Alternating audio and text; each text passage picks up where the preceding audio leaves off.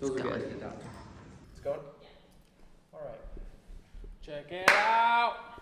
Welcome, everybody, to episode 1 of the Empire Podcast, or whatever we're going to call this thing. Or whatever we're going to call this thing. I am your co-host, Leo. This is my co-host, Gus. And we have our lovely executive producer in the background, moderating things for us, making sure, I don't know if you're in the shot. I really need it. Okay, so she bumped everything, and the feed just cut off. So, no, I'm just kidding. That's a wrap, everybody, on episode 1.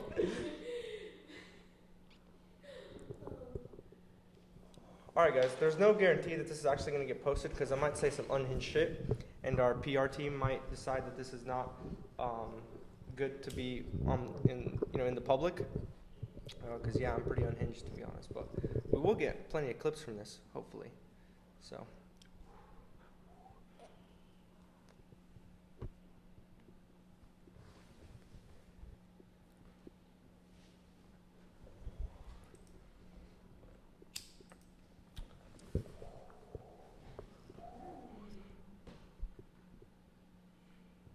All right.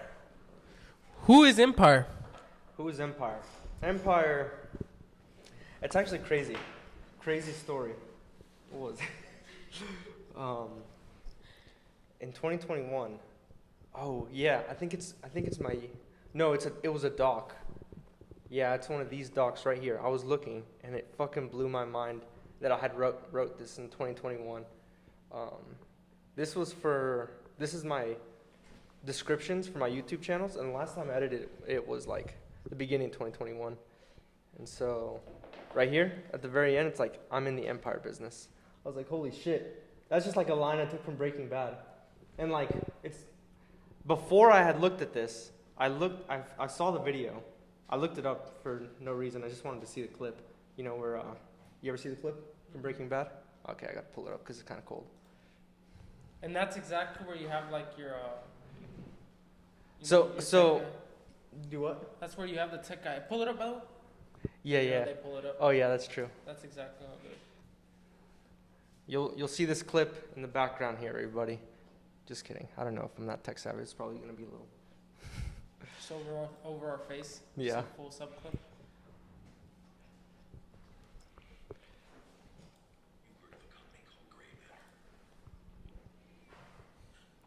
This is from Breaking Bad.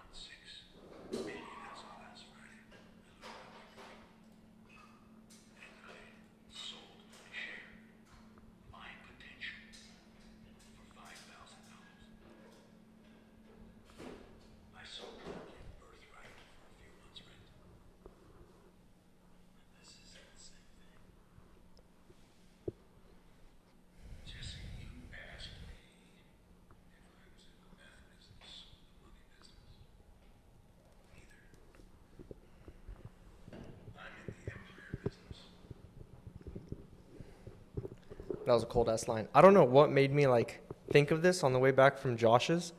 Like I met with Josh, and then on the way back, I just wanted to watch this clip. And then later that night, I'm like editing my thumbnail, and then I'm like, oh yeah, I have all this shit already made for my description. And I come here and I read it, and I'm like, holy shit, this was here. And like literally the last time I edited this was like the beginning of 2021. So I'm like, that blew my mind. That all synchronized and that all synergized. And I was like, holy shit, that's actually crazy. But Empire, I think Empire is a dream. Empire is a what could be. What's the greatest good we can do if we put a bunch of competent people together that want to make something cool and big and huge.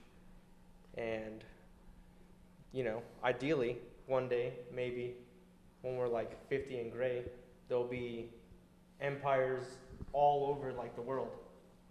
Like communities being sprung up, like buildings, just all kinds of shit on like in like under an empire, you know, like some Alexander the Great type shit. So did that play in with you naming Empire, or? I think subconsciously. I think it's always been like, I don't know. I feel like there's always been a greater power behind that, you know? But then that was 2021, and then last Cause bro, yeah, I made. 2022. That's when I made the name, yeah. And, Made and May? in May. Yeah. Okay, and then what happened? What happened there? I don't know. I have no idea how I named it. It's just like one of those things. It was like I was going for the acronym. That's what I was going for. I was like, I need an acronym. And I remember exactly where I named it too, because I was driving to the gym. I was on, what's this road? Chipman. Yeah, I was on Chipman, like right. in that 435. Yeah, No. right about to get to 435. I was thinking of the agency name because I just saw E-Man was having an event. He's like, obviously he sold me, he had me up. He's like, you need to start an agency. And I'm like, yeah, I need to start an agency. And so I was like thinking of the name. And I don't know if I had anybody like, I think maybe Joe was going to start one too. Hmm. And I was like, so I started with agency, right? So I'm like, okay, I need an acronym. So A, at the end. So at the A, and there's going to be an A. And then what could there be? And then like I played through a shitload of random things on the way to the gym. Just driving to the gym was like 10 o'clock in my head. And Ida like came out, and then it's like from there I like derived Empire Development. And then that's what I fucking called it. Man, it wasn't even that deep at that time. But then it's like, it just like, there's more that this could be in my like head now. Like 2 years later, I'm like, this isn't just an agency to me. This is like a proper empire. This is like something where everybody can have a piece of the pie, and we could have a multi-billion-dollar conglomerate, you know, that is gonna transcend us, and you know, ultimately, hopefully, be a force for good in the world. And yeah, that was the genesis, I think. Hmm. And of course, you know. So E-Man was the one who. How'd you like even think of an agency? Well, I did e-commerce, and that failed. I've always been into random shit, cause like, obviously, like when I was 19, I was like, I need to be a business owner. I need to make money on my own time. And I like the dream was always to be an entrepreneur, a business owner of some sort. But I didn't, I guess, have the self-confidence that it took to commit to something. I didn't think I had enough value to put into the world up until, like, you know, I guess I was like 22. So, you know, I did stock trading after roofing sales a little bit, and I thought I was going to be a trader. That's not the path that, you know, worked out for me. I did e-commerce for a little bit, but at that point, I was like, you know, slinging roofs. I wasn't disciplined enough like where I needed to be to make an e-commerce store work. So then that kind of fell off. And then, you know, obviously I loved YouTubers, and I would just like watch like all these like young cats succeeding and making money. And eventually I stumbled upon E-Man when he was kind of blowing up. And then, you know, obviously he's dropping shitload of value from like when I found him in like January all the way until summer. He's obviously like, I'm getting something from watching him. So then he has these live events. And it was the first time I saw one of his live events. So obviously I got duped. I think it was the first live event he did too, where he got those that first like 1,000 people in the agency navigator course. By the way, it's like Educate now, and like there might be actually some value that we're like missing, and we have login. I'm not sure. I haven't popped my head in there, but Yeah, me neither. yeah, I was like roofing sales were so slow. It was like a year and a half. It was slow. Like it was bad. And I went from like I had 15K in the bank that March, and then at this point in May, I was like down to like my last 1,000, cause like I had moved in. 2 months later, Uh, or a year it and was 2 bad, months? bro. No, it was March, April, January, March. So March, April, May, June, the beginning of June. Yeah, beginning of June. No, I'd probably run dry like about end of July. I'd probably like hit the last 1,000 at the end of July. But like June, I was probably like 5 or 6K, right? And it was bad. So I was like, okay, I'm like roofing sales are slowing up. I'm eating through these funds. We had just moved here to Kansas City. I was like trying to get the routine figured out, you know, like a whole new thing. And then I was like, fuck, like there's no storm. There's nothing for me to work. If I want to work, I got to go 2 hours south. That's 4 hours a day just to maybe get a deal, right? Maybe get something. So that's a shitload of gas. That's like $100 guaranteed just to go work. And so I'm burning through funds like pretty bad. So I'm like, okay. E-Man had sold me with the lean business model. And that's when I dived in. And obviously there was like, it was just a bunch of learning. And I'm like, okay, well, I kind of understand the concept of it, the rough concept of just running ads and marketing, because I do it to an extent for myself, like with roofing sales. I market myself a little bit different with roofing sales. It was a lot physical, and I had only run ads unsuccessfully first time, but I'm like, I could probably figure this out. And so then it was like a matter of just like going through his course and then like learning what people are doing, trying to pick a niche, trying to do all kinds of shit, you know, like reaching out to people. Just making relationships, like getting in Discord calls with other agency owners and figuring out what they're doing that's working. And then also while maintaining roofing sales, my fitness, trying to eat right, all kinds of random shit. But you know, eventually the stars aligned and Sun Solar, like we had gotten together in fucking That's 6 months later. yeah, Denver. Literally 6 months later, it's like I'm still trying to formulate this, still trying to make it work. And Joe had bought that computer in order to make his own agency work. So me and him were kind of like both working on our own agency type thing. And I had pitched him on like joining me as well, like at the beginning. But he, you know, he's like he wants his own thing for sure. So we're just kind of like hand in hand working on the agency thing. Like he would tell me what's working for him, I'd tell him what's working for me a little bit. And I think I had pitched Justin, but at that time it was like Eli was running our shit, and I didn't want to like, you know, step on anybody's toe because it's my boy. But yeah, we had gotten together in like November, and then Yeah, late November. yeah, No, we didn't. early November I think. It was like Oh yeah, the it was 11th. it was early November. Yep. And then it was just like one of those things where we just like, you know, it was like I'm in Denver, you're in Denver, the stars have aligned, let's hang out. And then you're just down for anything. You're like, yeah, let's hang out. Like, I'm down, bro. I'm like, no way. So I dropped everything that afternoon. I remember I was on the phone. I had called you. You didn't answer. We were just Yeah. kind of cruising. You called me back. And then I'm like, well, I don't know. I guess we're going to Denver. I need an excuse to go to Denver, so let's go. We found that dope-ass fucking spot on the whatever, 44th floor or whatever. Like it was like something 39, Yeah. something 39, 37, And then some lounge. you had told me that you were kind of like on the same wavelength that I was at the time, doing like sales, but also like kind of a little bit of the installation and labor side for a different contracting business, the Cork Shield. But you were making, you know, similar money to me, so I was like, hell yeah. And then, you know, later that month, you had messaged me and I'm like, what do you know about an agency? Yeah, And then I did say that. I literally said those words. They're still in our chat. they I'm are. like, what do you know about an agency? You're like, bro, I'm actually trying to start one. Or I think you said, bro. I'm working on one. Like, what's up? And then yeah, it was like, and we had like I have all my story in my memory. It's just us like at fucking 9 p.m. trying to figure this shit out, like Yeah. in December. Like we're just on FaceTime for no reason. Like we'd hung out like a handful of times before that in our lives, Mhm. and we're just like on FaceTime, like yeah, we're doing business. And I thought it was tits, honestly. I was like, this is fucking dope. We're just fucking doing the thing. And then at that time, it was like super uncertain what was going on with our housing situation because it was like our lease was ending at the end of the month. Joe had already secured a new place. Me and Haley didn't know what to do.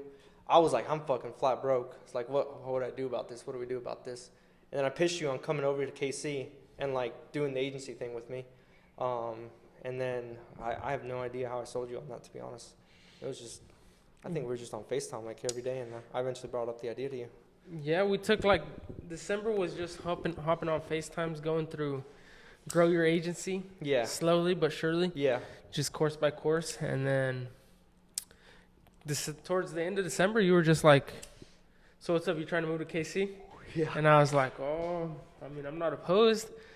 And then you kind of just kept bringing it up day after day, and then it was like January 2nd, Yeah. the new year, or January 1st, I believe the new year had just sprung, and you were like,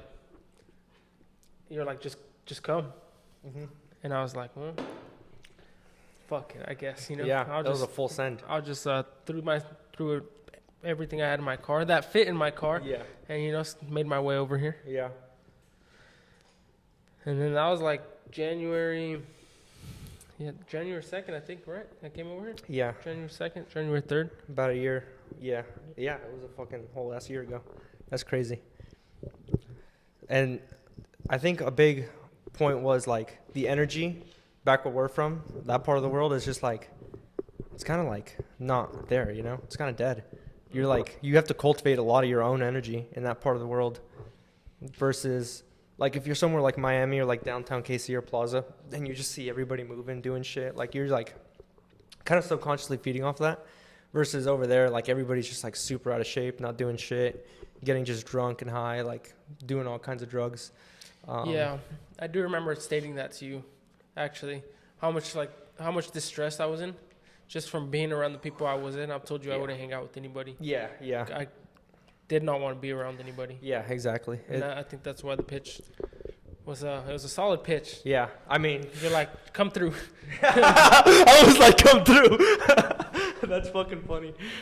Yeah, and then so I mean, how do you think your life would have been different if like I hadn't sold you on that? Where do you think you'd be like today?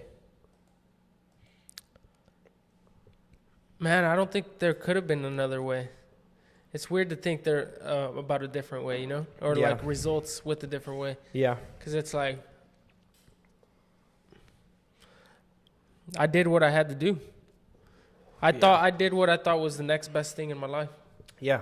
And I kept saying, I remember late 2022, like Yeah. the last 4 months, Mm-hmm.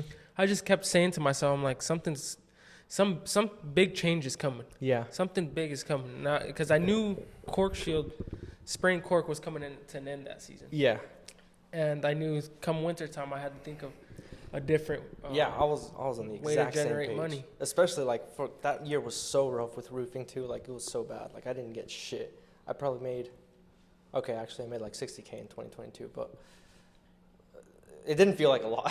Like Yeah. I'm like, wow, I've never had less than $10,000 in my account. What is wrong with me right now? Yeah, 2022. Yeah, that was literally just coming to an end. I knew cork was no longer going to be sprayed in the wintertime. Yeah, And I knew I was going to have to generate revenue a different way. right. And just like you, E-Man sold me on his agency, Yeah, or starting an agency. I saw Yeah. the business model through his YouTube, and then that's when I texted you. and the funny thing is, like it was like a similar format to like how me and Joe were doing it. Because I didn't even think like, well, I guess I pitched Joe and he denied it, right? So I didn't even like think like anybody would want to join my agency until like I was actually successful. And it was like a random ass pitch because it was like a few days. It was a few days when you were here. We're still doing like the side by side, like 2 different agencies thing. When I got here, huh? Yeah. Yeah. And then eventually, like one day, like you had kind of hinted at like, why don't we just pool our resources? And then I pitched you, and then you were like, yeah, let's do it. You got the dope name anyway. I was like, hell yeah, all right, Yeah. cool. Because I never wanted to do it like on my own type thing. I pitched you. Yeah, I don't know if think you so. remember. I I was don't know. like, we were doing our own thing. I'm like, why don't we just combine and do it all together? You're like, okay. Yeah, that's an easy sell for sure. 'cause Yeah, you just said okay. I was like, yeah. And then, like you said, you did have the better name. I liked mine, Up Social. Yeah, Up Social mediamarketing.com, Yeah. I think was the domain. yeah, I had the logo too. yeah. That thing's still somewhere. That's somewhere. It might be a future project. Who knows? But We came here and then we started cold calling restaurants. Yeah. No, solar companies first, huh? Yeah. It all started with solar because that was the one client we had. Solar. And You took the call with Sun Solar before. I had taken a discovery call with them before you got here. And then you remember that in the gym that he called me. And then like set me up with Jaquez. And then sometime in January, it was a done deal. It was, we had already started cold calling because we started generating some interest, generating leads. I remember getting a couple, but what's weird is I remember getting a couple restaurants on the books for meetings. For January? Yeah. I think that was like, I'm pretty sure that was for sure February. No, it was late January. Okay, it was yeah, like, late January. It But was like third week in January. we'd already been doing SEO for Sun Solar at that point. Oh, yeah? Yeah, we just didn't have like a exact niche per se. Okay. And then the fateful day that I never forget when you were deadlifting, and then the back tweak, and then whatever we had planned that day was just like down the drain. Like it's not happening anymore. I do that. So we can't. We went back home. We ate some breakfast, and then like we were just watching videos, and then we're like, we should. Well, first of all, we're like, all right, let's plan a trip around the United States. Like, let's get an RV and let's just go, and it's gonna be dope. So I'm still in for it. I'm still like, I don't know how we're gonna do it, but somehow we're doing that. I'm 100% still sold on a road trip Like a across tour. the Americas. Yeah, that'd be so fucking sick. I don't know how, but we're gonna make money and we're gonna do that somehow. We were watching that same day. We were watching Joshua Steinberger. No, not Steinberger. Sickenberger. Okay. And he's the one with the homeostasis diet. Yeah. And he's exactly. Yeah. He The runs his own restaurants. marketing agency. Yep. Yeah, but he was showing us how to do it for restaurants instead of solar companies. Yes. He's like, pull up Google Maps, find any restaurant, call them and see if they need marketing or need a website or tell them about their reviews. Yeah. And so I was like, man, That looks easy enough. I was like me with my tweaked back over there, laying down all day on the futon. I was like, man, let me see what happens. So I Yeah. start calling a couple random companies in Colorado Springs since I have a Colorado Springs number. Yeah. And we got Becca from Oh my god. something pie 31. Oh my god. Yeah. Fucking Becca. That is so funny. And I actually called and the receptionist picked up. I'm like, hey, is the owner here? Yeah. They're like, no, but I could give you their number. I was like, perfect. Let me get that number. And they gave me her number. So I called her directly right after. I'm like, hey, this is Gus with Empire or whatever. What could I have told her that day? Dude, I have no clue. But she agreed to sit down. Yeah. She's like, yeah, let's get together tomorrow and see what you got. I know she said those exact words. Yeah. Let's see what you got. I was like, awesome. I'll see you tomorrow at 10 a.m. or whatever. And then did a couple more calls, and then got Veronica from some Greek restaurant. Yeah, Pimp Daddy, I remember her. Yeah, Pimp Daddy stuck around on a demo call as well the next day. Yeah. So got the 2 demo calls that first. Yeah. I can't remember. I don't think it was the first time cold calling, but I think it was damn near one of the first times for sure. for sure first time cold calling restaurants. We learned how to use ChatGPT that same day too. Oh yeah, we did. Yeah, we planned the trip around America. We figured out restaurants are it, and then we're like, okay, AI is a thing. We need to get on board and figure out what it's all about. We did figure out ChatGPT that day. See, that was a productive day. It was a productive day, and like we had something completely different planned, I'm pretty sure. But then like the whole back thing threw it off. So it was like one of those fateful days. Oh man, I can't believe that was a year ago. Yeah, that was dead ass like probably like a year to this day. 25th. That would probably happen on the 28th or something. Yeah, around the 20s, somewhere around this time. Damn, that was a year ago. Yeah. That blows my mind for sure. And then the very next day was the first sales call I've ever taken with Becca. Yeah. And I know the call is saved somewhere. Here, I can look real quick. And Maybe I have it right here. Either you have it. All our Zoom calls are right here. It So has this is like a terabyte. Look, admin console, 127, bro. 127. I don't want to watch this. Oh, no. Oh, my goodness. You're all eating? Bro, Go back. this is hilarious. We know what this video is. Oh, wow. That is crazy. Look. Dude, this is insane. It's a year tomorrow. Oh, no, in 2 days. Yeah. Year on Wow. Saturday. That's the only one from that That's day? that's a pretty important part of the story. We have Hassan 427. Is it on that computer maybe? No, I know I took it on yours because I still had that old computer. Mm, Dang, we didn't save it? I don't think so. I knew we saved I've never deleted it though. Oh, you recorded it on your phone. That's what you did. Is it okay, so maybe it's in our drive somewhere. You for sure recorded it on your phone. Now I remember. Okay. You recorded me as I was taking it. Okay. Yeah, because I never deleted any Zoom calls just in case. I do Yeah, remember there's I a was bunch of so these. nervous to tell her about the website we could build her. Yeah. I remember specifically. I didn't ask her many questions. I just started Breakfast pitching her at the my websites mama's. we've done before, Yeah. like Red Door, and which we had never done any. Yeah. We were just like, yep, fuck it, we ball. But what do I remember? Oh, I remember as I was showing her, I stopped showing her the restaurants' websites that we had built, and I was sitting there and I was still sharing my screen, and I was so nervous that I was fidgeting with the mouse the whole time, just going left to right, and I forgot I genuinely forgot I was sharing the screen. And so she saw the whole time that I was shaking the mouse left and right. And then at the end, she's like, is that all you have to show me? And I just realized that I had been sharing my screen for like 10 minutes after I was done showing her the websites. And I knew the whole time I was shaking the mouse because that was what I was doing to like keep myself calm. And I'm like, oh no, she saw that whole thing. And I stopped sharing the screen right there. And then I can't remember, but we jumped off the call and she later emailed us that she was not interested in our services. Oh, that is crazy.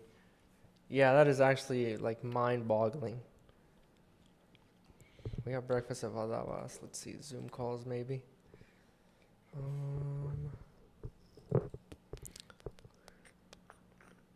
Damn.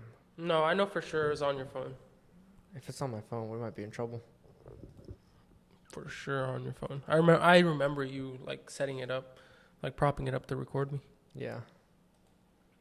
Man, these are hilarious though. Mm-hmm. The year so far. And then meeting James is a pretty important part of the story too. The origin story. So about like 3 days later, we had met. Oh man, I don't even know where to start with Jimmy.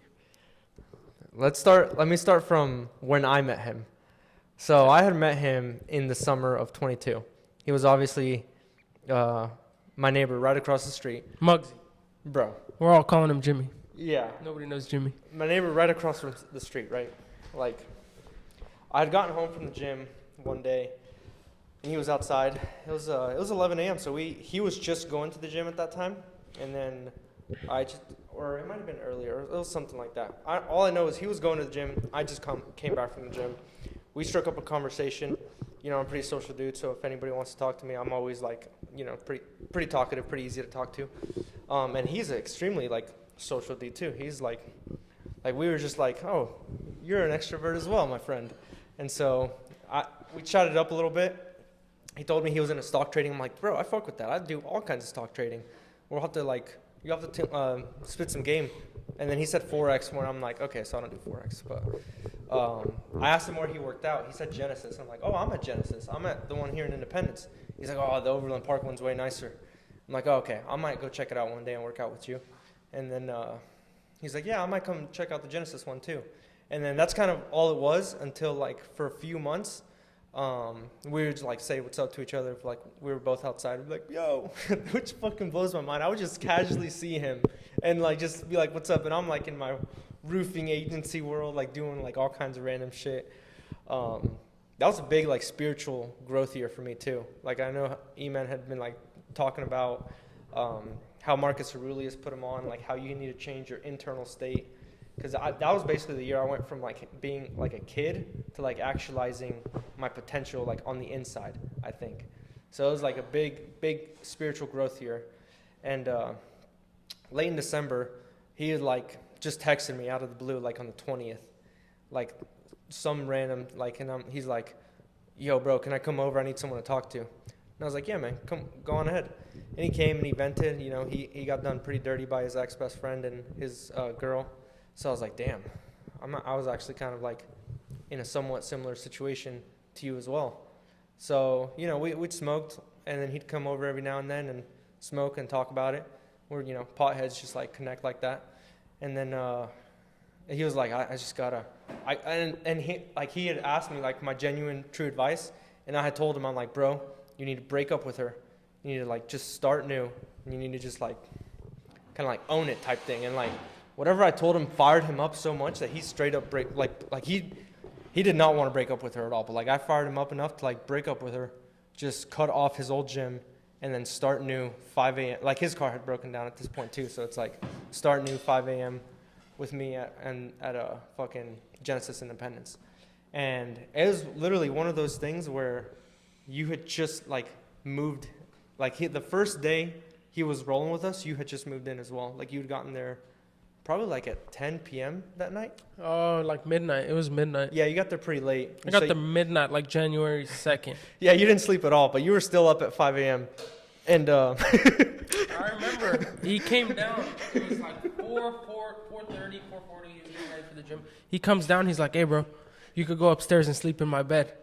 I was like, "What are you doing?" He's like, "I'm going to the gym." I'm like, "I want to go to the gym too." He's like, "Okay, all right, bet."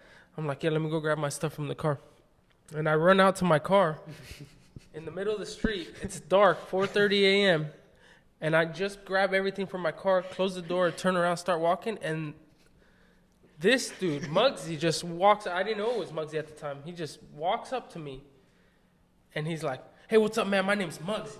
And I'm like, "What?" Just him up all gross. Yeah, he's just like, I was like, "Bro, who the fuck are you?" I was like, "Bro, I don't care who you are. Like, why are you talking to me?" And then I was like, "Okay, I'm Gus." And then, you know, next thing you know, we walked together to the house. So now it kind of started making sense. But then he introduced me once we walked inside. Yep. But I was genuinely so dumbfounded when Muggsy just walks up to me and he's like, "What's up, man? I'm Muggsy." Yeah. Like so hyped too. Yeah, literally. And you know, I sometimes forget to fill everybody in on the details. You know, it's just like we're hanging out with a big group of friends. I'm just like, oh, they'll all get acquainted. Like, we're all pretty social. So I never had told Gus. So yeah, I can only imagine, bro. Like, middle of the night, like 4 a.m., like, bro, what the fuck are you doing? Yeah, that's my exact mind frame. Who the fuck are you? Oh man, and yeah, that was the start to something amazing, I think, because yeah, that actually blows my mind, because yeah, you know, a lot of people are like, for sure, like, oh yeah, they're hyped about the 5 a.m. thing for the first week or two, and then they just die off type thing. But these motherfuckers kept showing up like every single day. I'm like, damn, these guys are really about it, huh? Like I personally had never seen people like on the same like kind of wavelength discipline as me. You know, Christian, like that's a different story, but like me and him were like next, like grinding like back to back. Like, you know, we weren't around each other. I just knew he was on his grind, I'm on my grind type thing. We like meet up, Avengers type shit, every now and then. But like you guys were like showing up every single day, so I was like, holy shit! Like I had never seen that before. I didn't think that was real, and that's like playing off of just like the solo arc that we had going on like a few months before that. It's like we weren't fucking with anybody. Nobody was on our wavelength. I was just like, man, I'm in a season right now where I just need to get it. And unfortunately that means just doing shit alone for a little bit. And yeah, we just kept showing up. We were like boys, we fucking hit it off. And then like at the end of January, we're like, don't know what to do with this agency. We're just shooting our shot with whatever. Muggsy's not even like, he's probably like, he didn't like get that like 30K until like February, right? Yeah. Okay, so yeah, Nothing. He hadn't started. Literally nothing. He was just a social dude. People were meeting him, getting to know him. And we had just, like, I had a mic laying around. You had a tripod. We were thinking of doing some sort of social media. But Muggsy was clearly very passionate about it. Like that's obviously what he wanted to do. He's always been like a starlight type person. So then we're like it was like unspoken words. I'm just like, here, take the mic. You're like, take my tripod, do your thing, bro. And he just kept posting, and it was like middle of February or like end of February, right? Oh, that video? But yeah, cause like I know he had grown to about 1,200 or so. I don't know. I believe 1,200? before he blew up. Yeah, it was like 14, 15. I mean, it was. It was like gradual. before 2,000, right? Yeah. So he had started with like 200 followers, or like I don't even know, like something around there. Yeah, I met him with like about 400 followers. Yeah. You're good. I met him at like.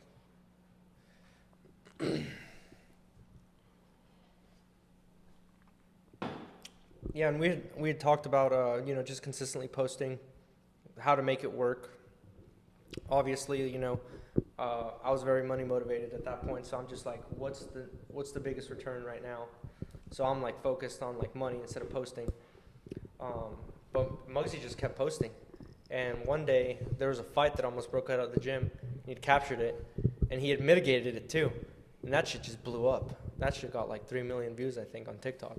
Mm-hmm. Which sent him to like 14K overnight. No, it sent him to 30, like 23, right? No, like 30. It was on TikTok overnight. He went up to 30. I thought it was like 23, and he comes over just like crazy, and then by the end of the day, it like ended up at like 30 or 32, something like that. Something like that. But he was at 30 by the next day. Yeah, and it was like, yo. He's at 30K by the next day. Yeah, like that just happened. Like that was crazy to watch. That was like when you put all the right ingredients into something, and then boom, it just like makes something amazing. I was like, holy shit. It was like a certain energy. It was like that was a fat win, and then we had like gotten some wins as well. I don't remember what like we were doing though. We'd probably like signed up some I just remember that was like a fucking great day. Because it was like back to back wins. Probably just booked some calls that day. I know if it was February, we probably yeah, just booked it was some sort of wins, but I was like, that's amazing. Because that video was at the end of January. That was before that blow up too. Where we were at the gym one day, and we were like, I don't know why we thought it was funny, but we're like, Muggsy, an agency wants to work with you. Because he was already looking for like, he wanted to blow up, but he only had like 500, 600 followers. Yeah. And we're like, an agency wants to work with you. He's like, no. Yeah. They're like, yeah, they want to jump on a Zoom call with you. He's like, no. Yeah, bro. Today or tomorrow, like at 2. He's like, for real? You're being for real right now? And we're like, yeah, 100%. So the time comes, and we're the agency we were talking about, and he jumps where he started the Zoom call. And that's the one he had pulled up there. Yeah, we started it like with no camera or anything, and then we like didn't even use our name. We used admin. Yeah. And we just had the admin account, so he couldn't see our names. And he joins the Zoom lobby, let him in. Our cameras were off, and he's just sitting there with his camera on his. He joined. It's like Muggsy's iPad or something. He joins, and then we turn on the cameras. It was us. We were just like pranking him. It was like a prank, but it was kind of a dick move, like low key, because like he was definitely excited. I'm like, oh okay, he was actually excited. But then we're like, okay, our bad. Like we didn't mean to be dicks. We were just trying to be a little funny. But like for real, we want to support you, like on some real shit. Yeah. Like whatever we got to do to support you, we're here for it, and that's all we wanted to meet about. So then at the end of it, he was cool, but like it was kind of fucked up at first. First reaction, he looked a little bit sad. Yeah. Almost teary-eyed, and then but we did mean good. We did mean good. He's like, okay. I remember him saying, okay, let's do it then. Yeah. At the end, so then that happened. Then he Yeah. just started blowing up out of nowhere, just posting 3-4 videos a day. And Yeah. Yeah, that's crazy for sure. That is hilarious. That is a hilarious 2 months worth of Dude, yeah. Shit that happened. Worth of getting to meet each other. Yeah, literally. Worth getting to meet. And then March, what even goes down in March? I know we hit Miami in like April, I think. Yeah. For no reason.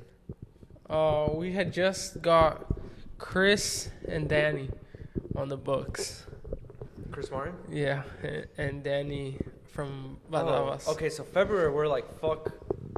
Yeah, cause I'm my membership for Chiefs Fit is 1 year to the date on the 28th. Yeah, so mine has to be. Oh yeah, we started it together. Yeah, We got jacked. I better be getting some head for that. We- Like, oh. I better pull into Chiefs Fit and they're like, oh, it's been a year. Here's your complimentary head, sir. Thank you. It's Sam. Yeah, yeah. Oh no, Sam, bro, no. Fucking Sam. All right, I'll just avoid the head. It's fine. That's hilarious.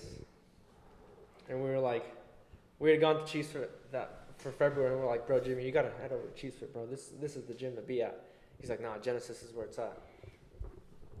He stayed there. Yeah, I'd pull up to Genesis every now and then. Yeah. I knew for sure. I was like, I gotta get out of here, dude. I'm gonna Yeah. check out some other gyms. Yeah. And then we checked out Cheese Fit. I don't know. We checked it out. No, I checked it out one time by myself, and then I Yeah. told you the very next day. I'm like, bro, you gotta check it out. And then we went it was a Tuesday at 2:00. Cheetah pants, bro. Holy shit. Tuesday at 2:00, we hit Cheese Fit and got a good workout in, and where he's like, okay, I think this is the new I'm gym. sold. Yeah, I was sold. I like my routine and shit, but I'm always down to like try new shit, and I'm always open-minded about things. I was kind of like, it took a little bit of selling for sure to get me to go there. Mm-hmm. Like you were like, bro, trust me, Genesis is not it. And then after a while, I'm like, all right, let me go see what the hype's about. Yeah. Cause I was a Genesis fanboy just cause like it was the dojo. I knew everybody there. It was like one of those things. It's just hard to transition from a gym when like you're somebody there, you know. Yeah. It really is. I would not want to switch now. Yeah. I don't want to switch. Yeah, bro, I got a membership across the street in October, and I'm still like at Chiefs Fit, bro. I'm like, Yeah. yeah, this is the fucking spot, bro. You kidding me? Boys are here, fucking equipment's great, like fucking got red light. What else do I need? 30-minute fucking drive or whatever. Yeah. I don't know how I could switch. I feel like it'd have to be like a gym, like a penthouse gym, you know, like like if you like take a couple floors down and got to walk across the street. Yeah, it'd have to be a great step up. Yeah, something like that, you know? Because, yeah, like, our Chiefs is fucking legit. Like, that's a fucking dope-ass gym. You got tall buildings that you can see through the fucking whatever. All the equipment's super nice. It's, like, pretty clean most of the time. Yeah. I've seen, like, a handful of times maybe where it's, like, not that clean. But, yeah, it's fucking legit. Yeah, it stays clean pretty. Like most of the time, and that's huge for me. That's what I hate about Genesis is that it was just Yeah. it Very smelled like piss unsanitary. all the time. Yep. I went back there actually like a week ago. Mm-hmm. Oh man, it smelled like piss everywhere, everywhere. I was like, Jimmy, we have got to go, bro. I'm like, I'm not coming back. Yeah. The next day, Jimmy's like, hey, bro, we're going to Genesis. I'm like, I'm not going. Yeah. I'm like, I'm just gonna work out here. That's all you, bro. Yeah, he's like, all right, we'll go to Chiefs. I'm like, I don't care where we go or where you want to go. I'm like, I'm just not going with you to Genesis. Yeah. I'm telling you how bad it smelled like piss everywhere. That's horrible, And bro. I actually figured out it was the windows. Something with the windows. They smelled so much like urine. Oh. Muggsy smelled it too, but he's like, he didn't care for some reason. I guess nobody cared. They're like, yep, this is Genesis. It was so bad. It was so bad. It was absolutely horrible. Could not work out.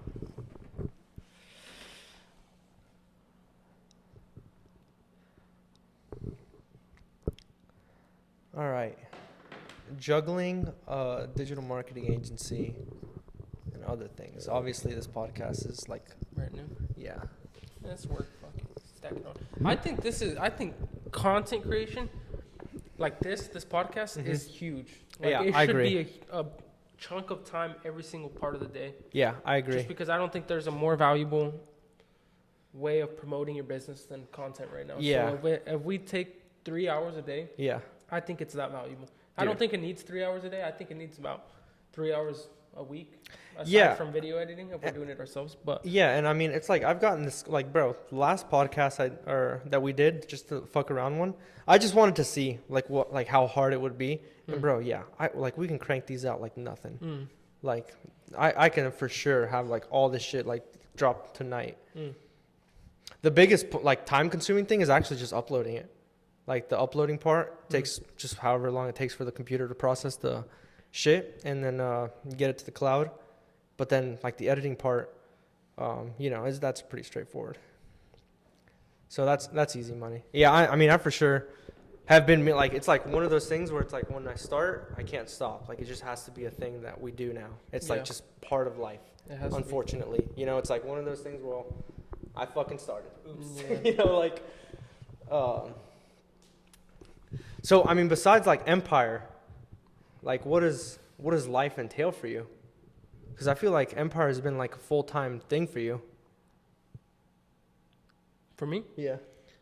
Yeah, it's literally here, Empire, and I go to the gym. Yeah. So besides those two, I really don't do too much. Yeah. I don't think I do.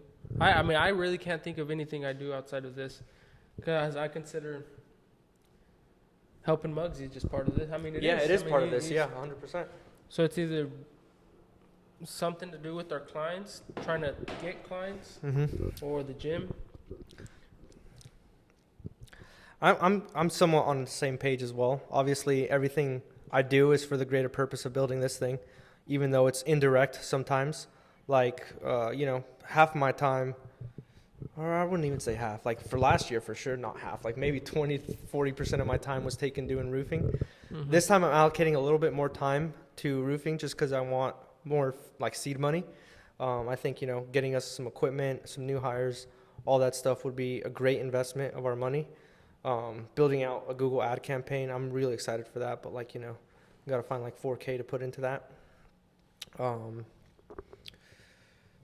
And like also like what Empire can grow into is like a full-fledged like development company. That's like my grander vision for it, honestly, because it's like we can have a skyscraper with just departments for everything, where it's like marketing is like the like one little skill, you know, it's like one little thing that we did, but like we're buying land, we're like building shit, like, you know, if you want, you can be like acquiring all these companies in different like spots, like you can like find like a crazy thought I had in like over there in South Carolina was like, what if one day like we're just like we have this skyscraper and we're just like top dogs, like fucking very top, right? That's where we live. Mm-hmm. Like we have the top few floors for us and like the people we love to live.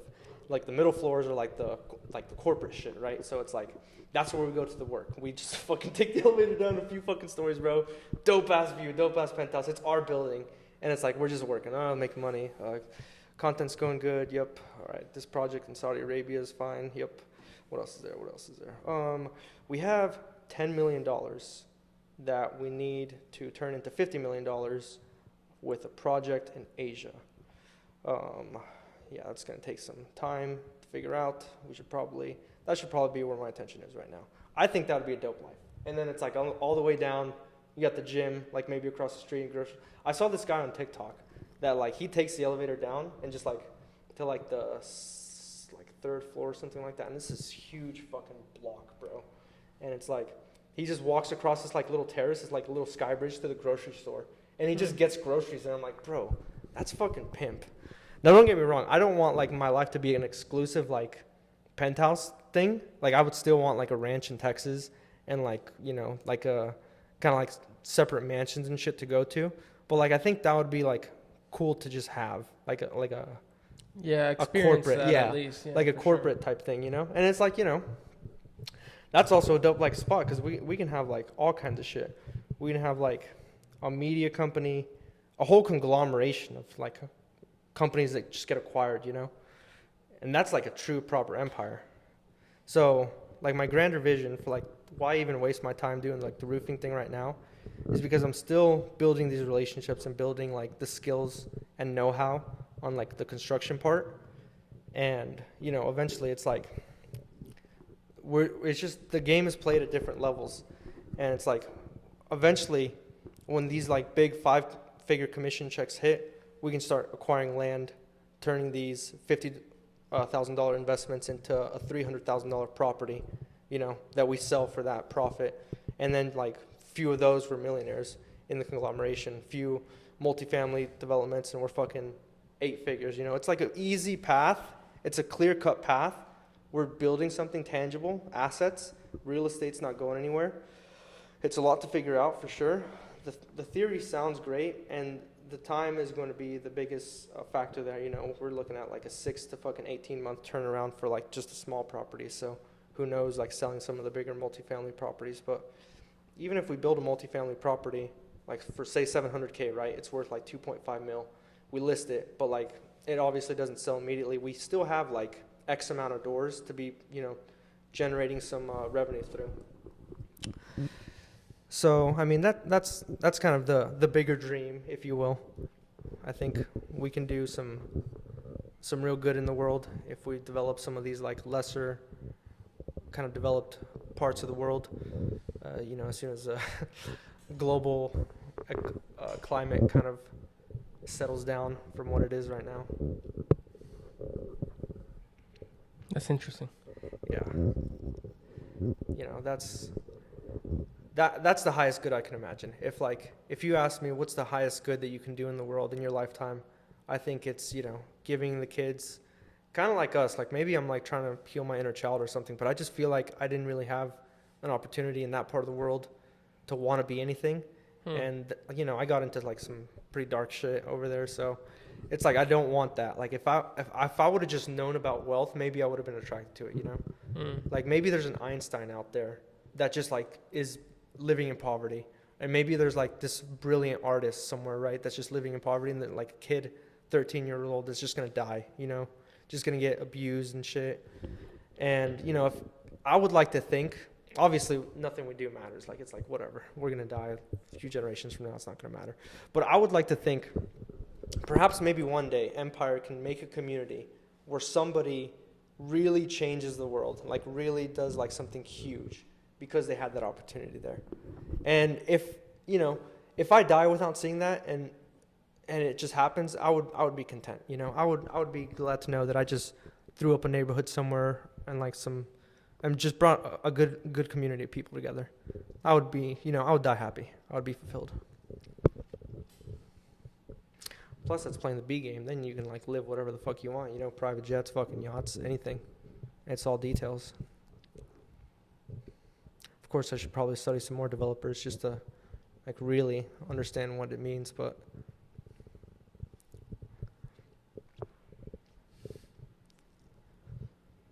boardroom to the gym. How does fitness play into our lives and business success? Man, I think fitness is everything.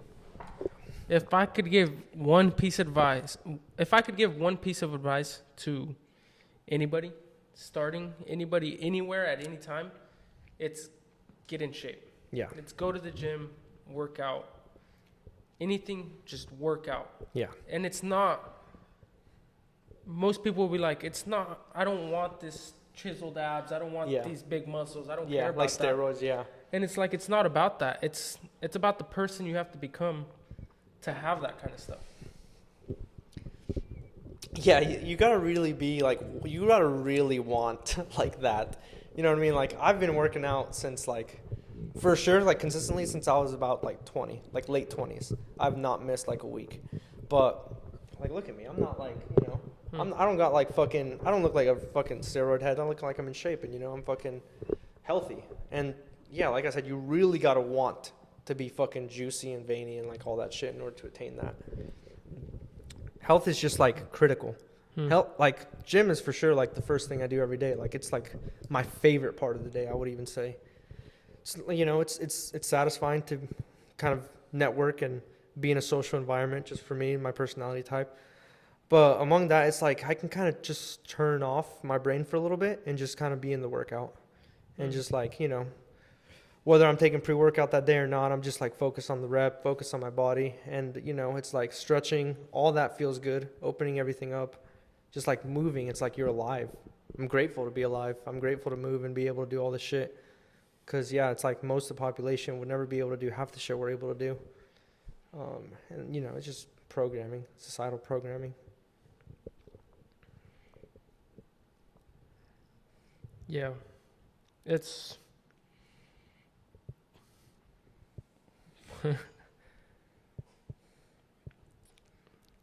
I think it filters out some interactions too. You know, it's like,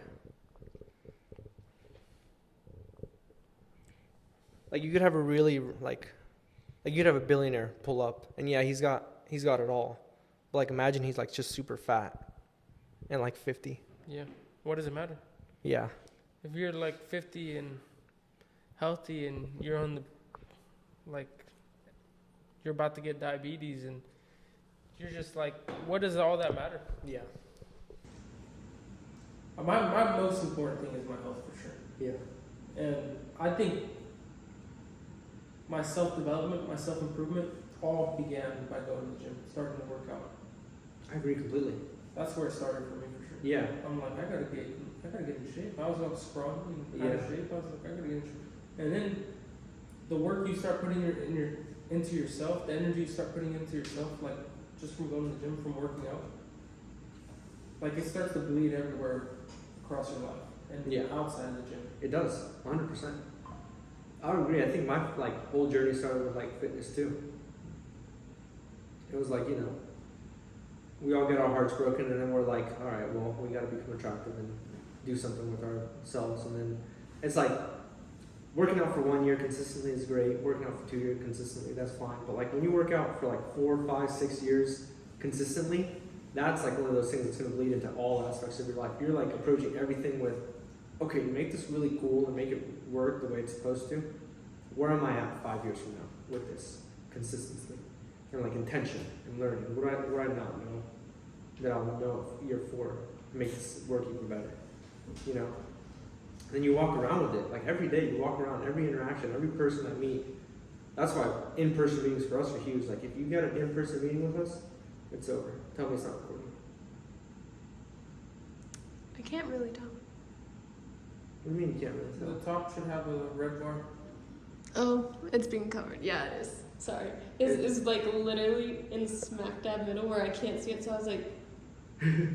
You're like, all right, let's try this with the camera on. This one's going on Spotify, everybody. Run it back.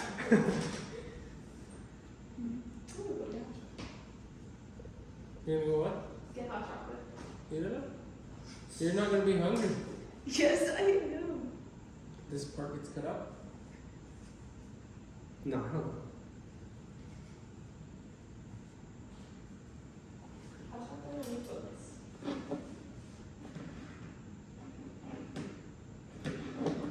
All right, I'll do point here number, because I mean, these are marketing trends. What trend is there? What 2024 trend do you know about?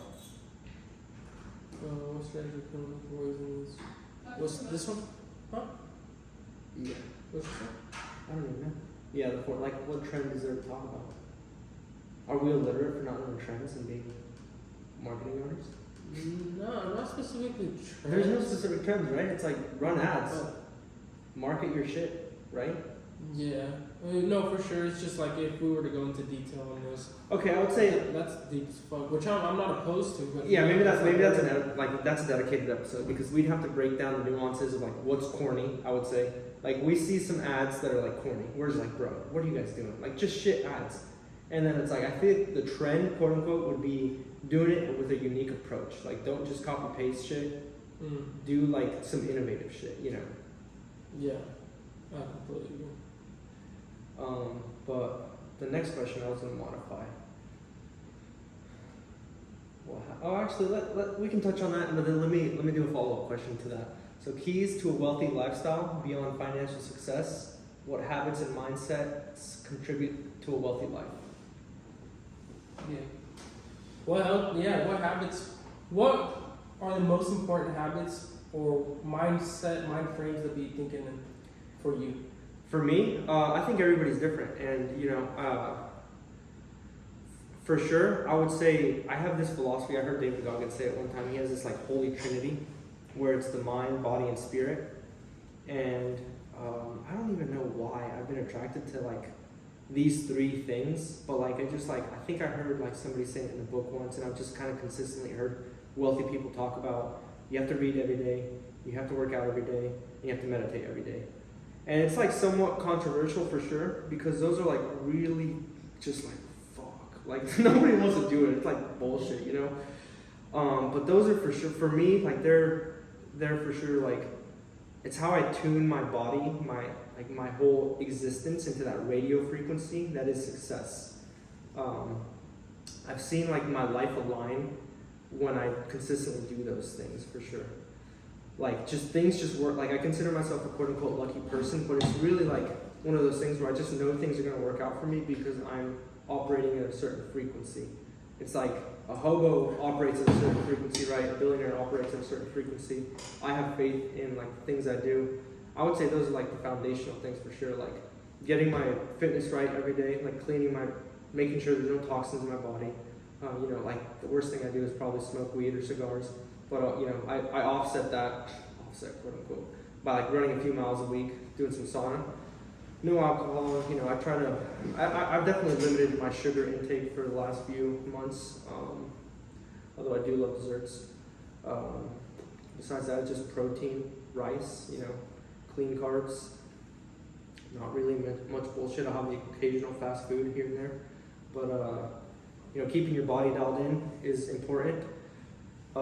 The next thing is like learning. I need to learn. Like I need to learn a lot of shit. You know what I mean? Like I need to be the most competent person people can come to when they need like problem solved. If I'm gonna call myself a CEO, you know, if you're the head of your organization, like you can't just like not know what to do. You have to have a plan. And you have to be able to like solve anybody's problems and then keep rolling.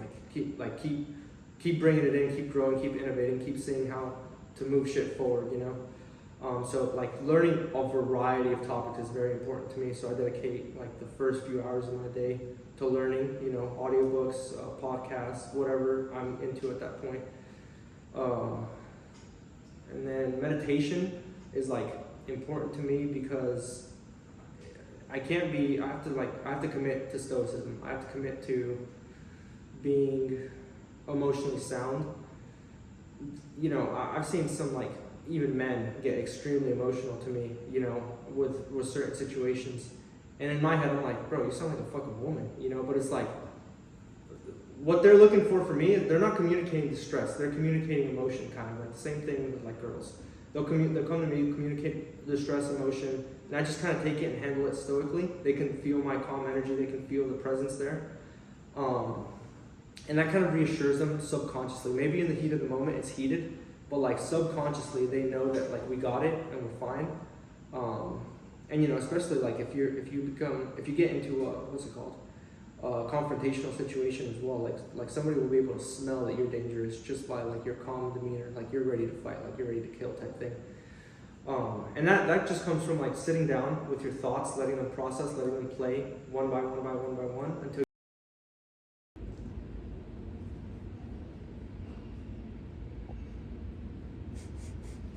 It's just gonna be you doing some others. Is it recording? Yeah. Oh, I haven't even like picked it up. I haven't like the official audio, I guess. Maybe I could put this part in. Oh yeah, I can put this part in because we have 2 minutes where I'm like, I need to put something in for those 2 minutes because like we were just spitting game, low key. Oh yeah. Yeah, it was game. So. It's just gonna be serious talk while you're. Yeah, just like. You could start messing around with the green screen, put yourself in the jungle, and you're like running. Yo. What else is there? Give me more scenes. You're in space. Gus walks in. Oh, what's going on? We have like 2 minutes where it didn't record 2 minutes? We're gonna record? a video. So yeah, I'm like, oh, I could just put, huh? The last 2 minutes? Yeah, literally just the last 2 minutes. So I'm like, okay. I could just put this footage over the last 2 minutes. And my sister's like, okay, you're in space. You're in the jungle, you're running, you're in danger. Oh, so you gotta waste 2 minutes basically? Oh no, I mean, I was just fucking around. Oh, I didn't know you were gonna waste 2 minutes and then start and then like, all sync up again, but that's not my topic. Yeah, no. I'll just put this second video clip in, look for the clap, and then we're synced up again. Was smoking cigars ever the same? Yeah, it's good. That's slowly. Okay. I got some crucial piece of advice from Barbosa. He said, just get started again. He's like, ease into it. And then before you know, you can tolerate it again. What was he talking about specifically? Bro, I was like, what the fuck? He told you this about cigars? He He was talking about something nicotine or something though, huh? Oh yeah. He was talking about how he used to do nicotine shit in high school all the time, and then he got like sick of it. And the guy he was talking to did nicotine a lot too, and then he slowly eased into it with the gum. Mm-hmm. He had the same exact experience. He's like, one time, He's at the party. yeah, he's just like, I overdid the fuck out of it. And then he got some advice from some other dude like that. He's like, you just gotta ease into it, bro. And go slowly work your way back. And he's like, you'll be fine. He slowly worked his way back, and then he does it for a living again. Bro, that's so AIDS. I can't believe that they did you like that. The smoking that much that one day? Yeah. Cause I feel like I was puffing it a lot too, but I never got like a negative thing. Bro, out of I it. mean, yeah, you were puffing a lot. And like, it all matters about your tolerance too, because your tolerance was obviously lower. But nonetheless, I feel like I was, even though my tolerance was higher, I still got closer to my total tolerance. Or like that, my quite literal tolerance. Oh wow, that's interesting. Because I smoked like 3. Yeah, I was gonna say, so that's weird that that would like happen. Like, you know, why wouldn't I have been affected by like just like 1.5? Right. That should fuck me up too. For sure for the next few weeks, I wanted to smoke at all. Now I smoke it here and there. I like the little head high I'll only smoke at a lounger here. feel. I feel like I concentrate. Yeah, it's definitely like I get all the benefits of weed with none of the repercussions. Feed cut out, guys. Fucking sue me. Sue him! Yeah. Take it up with legal. Thank you. It's all Gus. It's all Gus in a tie. I'm legal. It's me. It's all Harry the platypus. Patty! God damn it. The platypus. That's so Harry funny. the platypus. What? It was because your Gus right now, and then he's like talk to whoever the legal, and then you turn around and he's like a tie, same outfit. I don't get the reference though. Are you talking about Phineas and Ferb? Yeah. I don't know. I used to watch that show, but I don't know the reference. I didn't watch it. I just know that there's a platypus, and the evil dude would be like so shocked to see a platypus, and then he puts on this little hat, and he's like, Perry the platypus. Oh, I do know what you're talking about. That is fucking hilarious. I need to pull up the clip.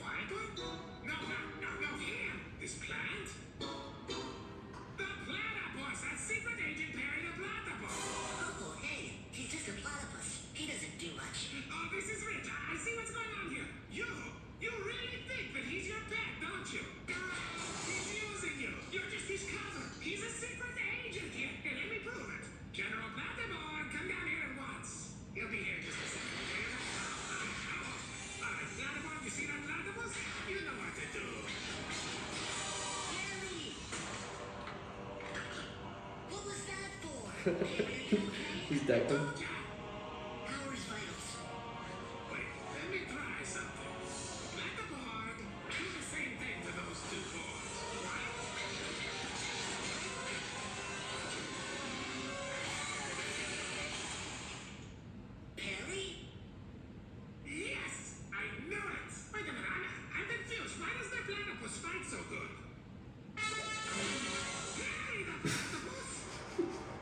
This Gus putting on his tie. So they found out. They ended up finding out that he was the secret agent. I've never seen that clip, honestly. I actually think he's just it was a dream. I watched that show. Those kids. Not a lot, but mental issues. Yeah. That's what, like, there was something talking about those kids were schizophrenic, or they saw things and their families were concerned. The sister knew all along, but the parents were all naive and ignoring them. But the kids were just not. They would be making like roller coasters in their backyard, and Kid shows are dark. yeah. and It's fun. wait, and what are you saying about it? They have mental issues. Yeah. They're like schizophrenic or something. The kids? Yeah, like they would imagine things. Oh, that's hilarious. Yeah. They're all on meth over there. Pass the foil, bro. Pass the foil, bro. My platypus is on my platypus. Okay, and lead? Nope, never mind. Well, maybe. Basic2ii at AOL.com. Do you think anybody actually watches this the whole way through? I feel like this wasn't bad. Like the unhinged shit I said in the other video, yeah, not that one, but like ever since we've started officially, it's actually a pretty good podcast. Yeah, not bad. We can probably make this public. Yeah, You not put that the something. podcast out? Who was? Bro, we recorded the one Oh. and it was very unhinged. I said some Yeah. bad shit. So I watch what I say these days. My PR team has advised me. I have. It's all Gus again. He puts on a different color tie.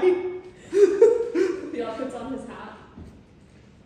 He's like, we need to start hiring people. It's like one tie says legal, the other says PR, the other one just says Gus. We've been doing that all year too, or since we got together. It's Yeah, just like, it's a running joke actually. yeah, it's just like PR team, and Yeah. then it's just me. Take it up with HR. I'm it. Can I speak to the manager? Yeah, of course. We'll get you in touch right now. All right, so yeah. What's up?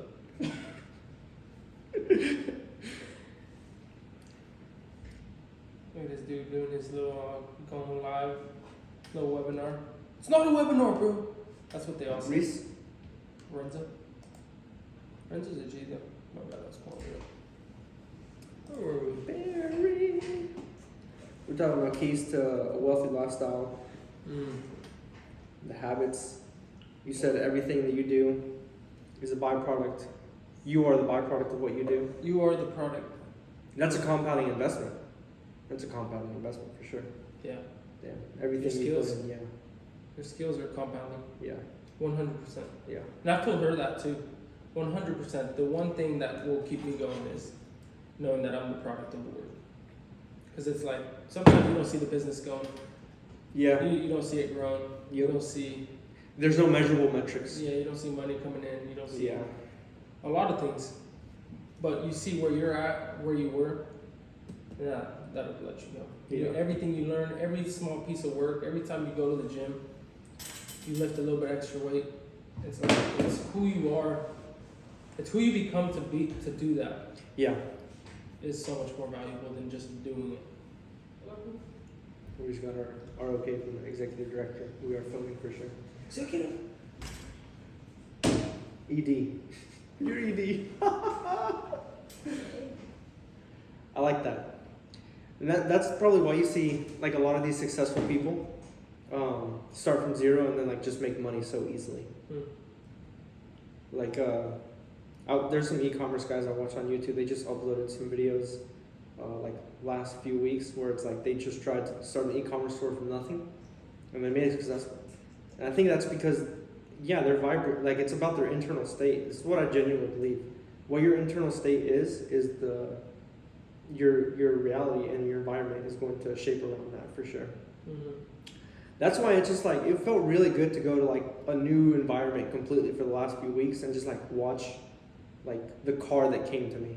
Like the first truck I was driving was like a company truck, but it was still like a fucking 2021 like F-150, you know. I was like, holy shit, hell yeah.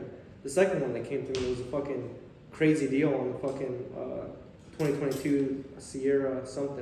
And I'm like, hell yeah. And then like just everything I was doing, like I still show up and I like sell roofs in this, you know what I mean? Like everybody's in jeans or like a polo, but I fucking put my slacks, button up shirt, and like dress shoes on every single day. And I'm like, this is who I am. And it's just like your external environment just will cultivate around who you are internally. Mm-hmm. Just so no matter what environment you're in, no matter if we get deported tomorrow, no matter if we fucking decide to go to like fucking Canada or like wherever, we're always gonna be in this kind of similar state, you know. And like if we want to change it, we start from the inside. Yeah. 100%. You start leveling up, and then, I mean, it's not like you're gonna level. You can level down, but you know, Yeah. You don't plan on it. Most people Yeah. don't. We don't plan on it. Yeah, You just, now you've reached that new high, and you just operate at that frequency. 100%.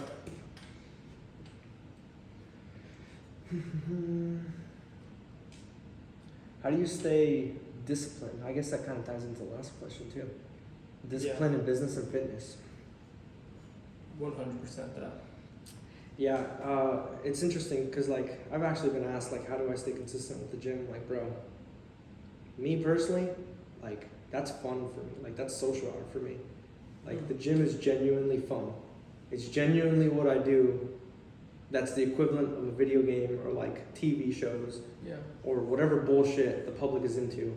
I genuinely have the most fun when I meet up with you guys at the gym Yeah. and we're just bullshitting and we're chirping and we're talking shit and we lift a little bit of weights. And even like in my solo sessions in the morning, like I fucking am enjoying the shit out of that because I get to have some intimate personal time with myself, let myself just think thoroughly. You know, I'll say hi here and there, but I can really just focus on the workout. And then those are like, you know, those are the fucking pumps that just hit, bro. Yeah. Like you're like, I have hit hypertrophy today. Like that fucking bitch is growing today. Get some protein in, my body's gonna be a happy fucking camper the next few weeks. I completely agree. When I do get into these little ruts where I just do not want to go to the gym at all. Mhm. I still go anyway. I mean, Mhm. I think that's discipline. Mm-hmm. But for the most part, if you're just talking about how do you stay consistent with it, you gotta like it. I mean, I don't know.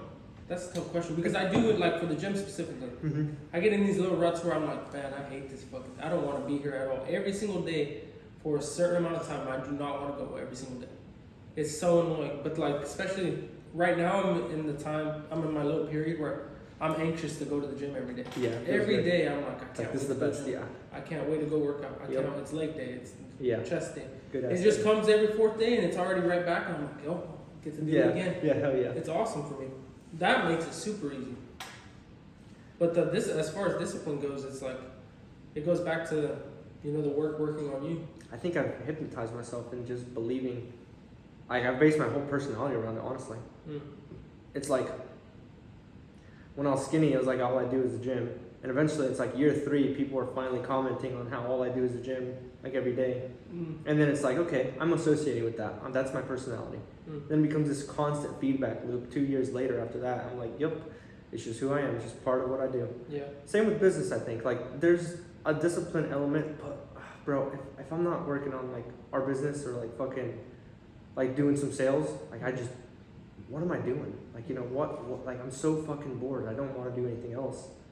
I genuinely love, because it's a game. It's literally like fucking, I want to unlock the, I'm just infinitely grinding the Bogdan heist because we gotta get this fucking jet, bro. I haven't unlocked the jet yet. This is bullshit, you know?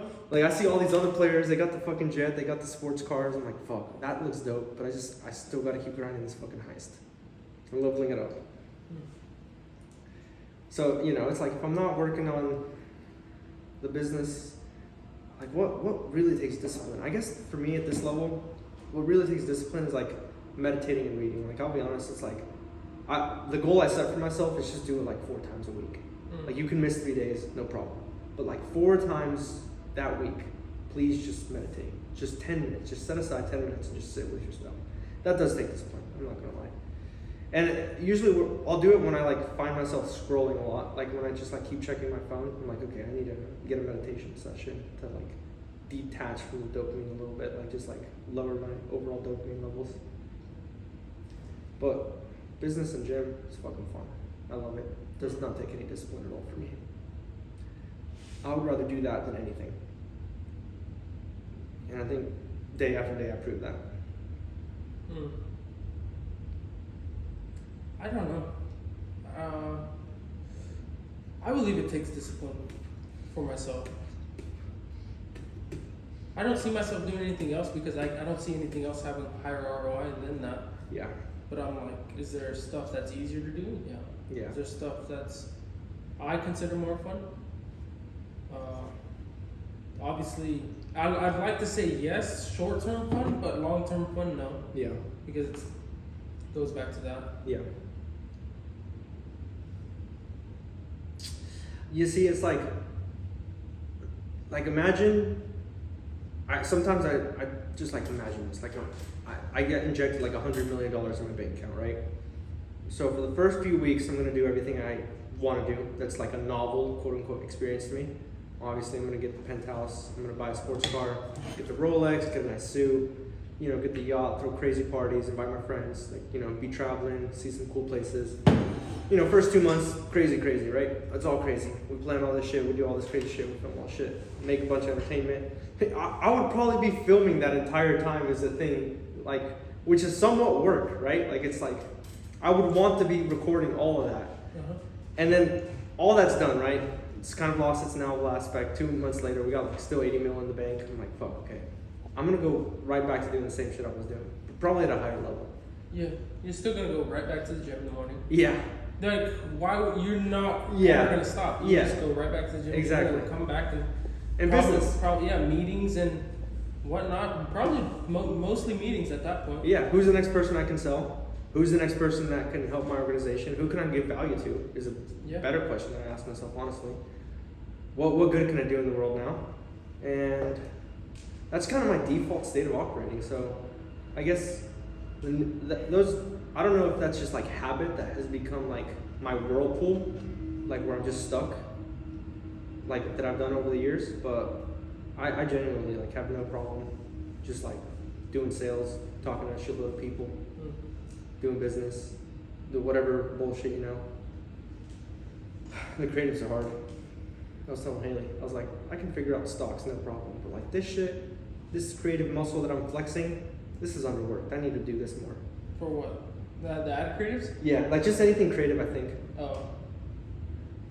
I personally don't think, I've never thought of myself as a creative person. Mm-hmm. But when I just sit there and I have no other option besides that, it's like I start. You just start thinking of things. You know? And that's what Haley was like getting at yesterday. But I told her no, I do not identify with not being capable of being creative. I bet you anything. I told her I would bet you $50,000, Haley, that I can make the most beautiful symphony that you ever heard in your life, or I could paint the best picture. She's like, yeah, well that's good that you don't limit yourself that way. I'm like, yeah, I know for a fact I can be creative. It's not a muscle that I've worked, you know. Yeah. My brain, I guess, by default, is more analytic oriented. Yeah.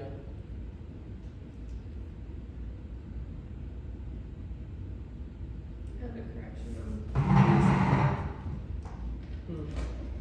It's not the kids, it's Candace who has the mental issues because Phineas was killed because he was bullied in school, and Speaking of the mic, we're not getting you. ED has something to say. Erectile dysfunction. so Candace was the one with the mental issues because Phineas was bullied in school and he got killed, and so Ferb, the quiet one, he was immobile and couldn't like talk or move around, so she would imagine them playing around, having great adventures, and so every time she would call her mom over, she obviously wouldn't see it because it was something she imagined, and Dr. Doofenshmirtz was her therapist, and so that's why he's evil in this show. Is this like confirmed or is this theories? These are just theories. It has to be theories. I bro. mean, you can make a theory about anything. like you can literally pull it just out make of it your make ass. sense, you know. As long as it somewhat makes sense, which Yeah. that somewhat makes sense, yeah. But Candace is out there and fucking in the bathroom, like hitting little foily every day.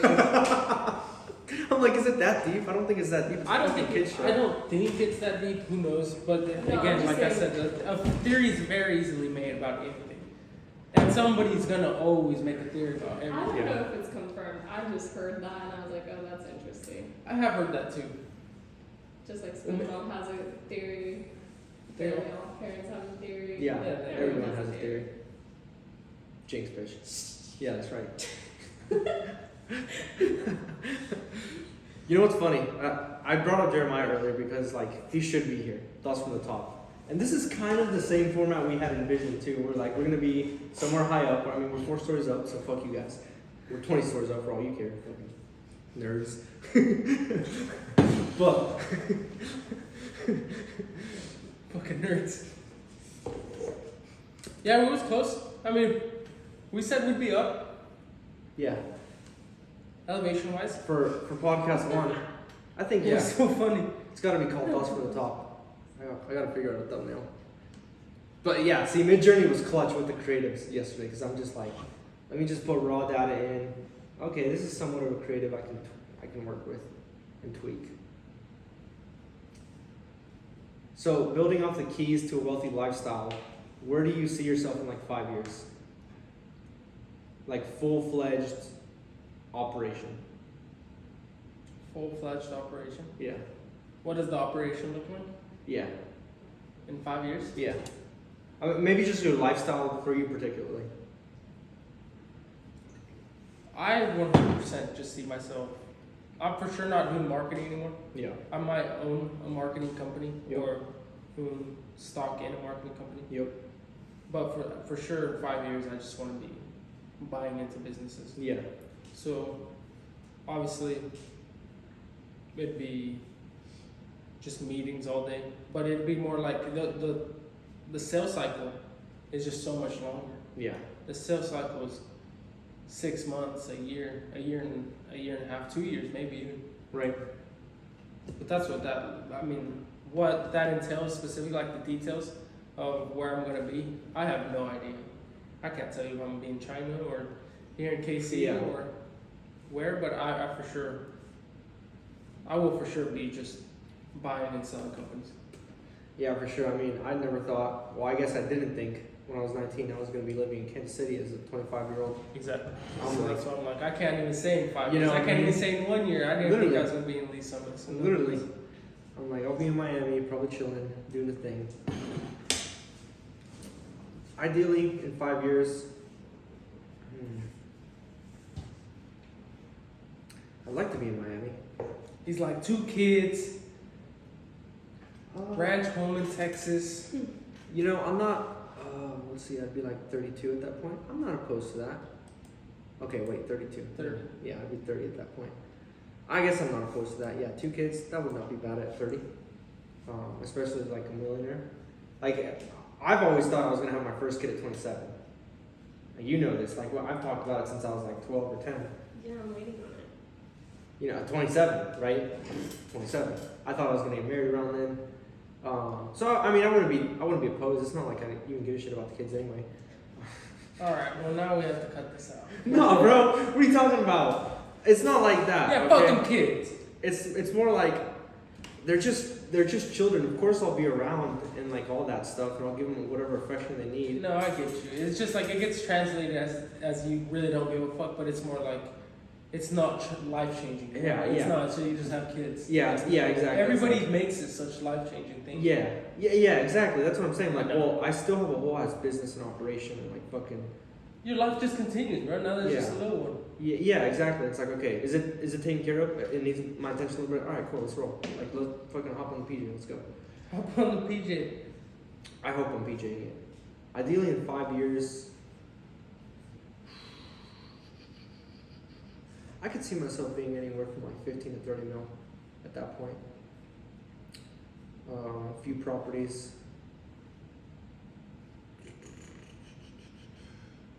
Hopefully, getting into like some big multifamily deals. Hmm. Gated community, I would say. Hmm. That's where I'd like to keep my kids, you know, like a gated community, mansions, like $1 million mansions, just like a handful of them, bunch of people like I know that I'm close with. Obviously, I'd want like a penthouse just for myself, just to go hang out there, and like not be a family man, you know, Hmm. in case I want to like piss off for a few days. But I'm like, what, all of 30 minutes that you gotta drive downtown Miami.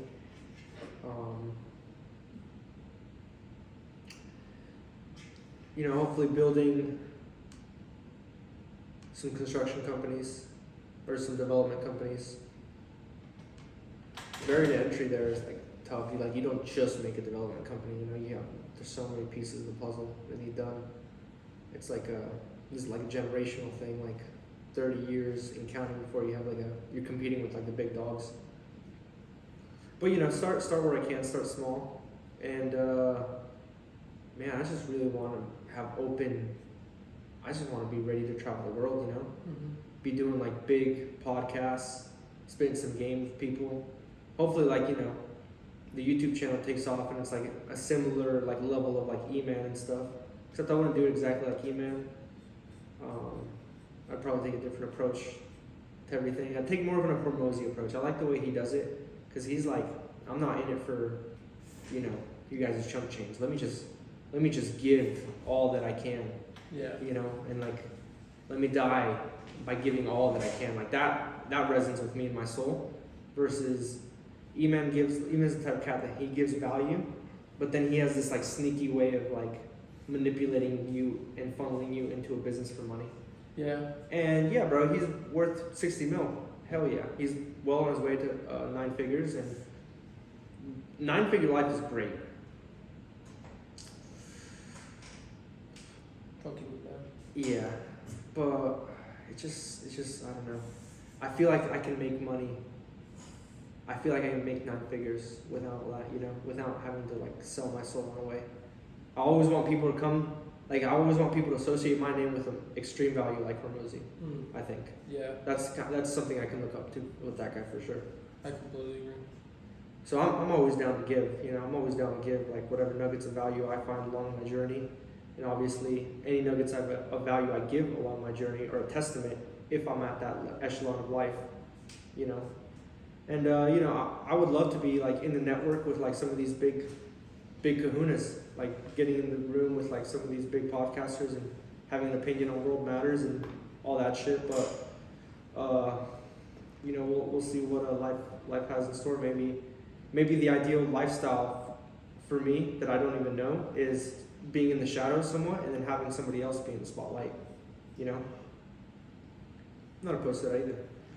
I am 100% opposed to that, personally. Having somebody else in the spotlight. Yeah. I wasn't always, but now I am for sure. Yeah. Yeah. I mean, it's just like one of those things where, yeah, I want this extravagant lifestyle and this big platform and all these opinions, but then also I'm giving away my public life too. Where sometimes, Your privacy? yeah, somewhat my privacy, but like imagine like you're just in the mall, you can't like chill. Everybody's gonna come up to you, you know. Yeah, that's the price you have to pay. That is the price you have to pay. So So that's the exchange. That's the trade-off. I think I'm gonna live the perfect life for me, for sure. I heavily believe that everything, and sometimes I don't know what the perfect life is for me at this point. You know, I'm still learning. I'm still learning what the perfect life is. Right now, I think I'm living a pretty good life. It's perfect in my opinion.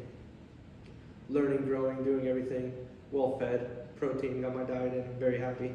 Fulfilled every day, working on the business, learning, just like gradually leveling it up, very slowly, incrementally, doing it the hard and slow way, like where I'm putting the most value into myself, not selling out. Like I didn't get a crypto pump, I didn't get these fat, you know, commission checks without really earning it, or having like a sustainable set of skills and value, playing back on, you know, you are the output.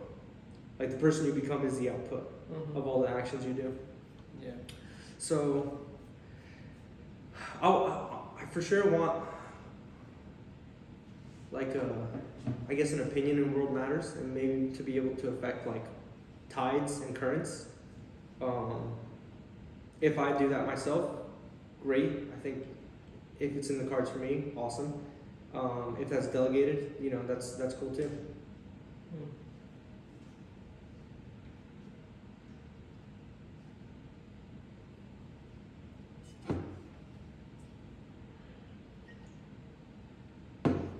But going back to like Hormozy and how you said because like the way we look at him now is like he only gives free value, right? Free value, or value. He gives value, never asks. Yeah.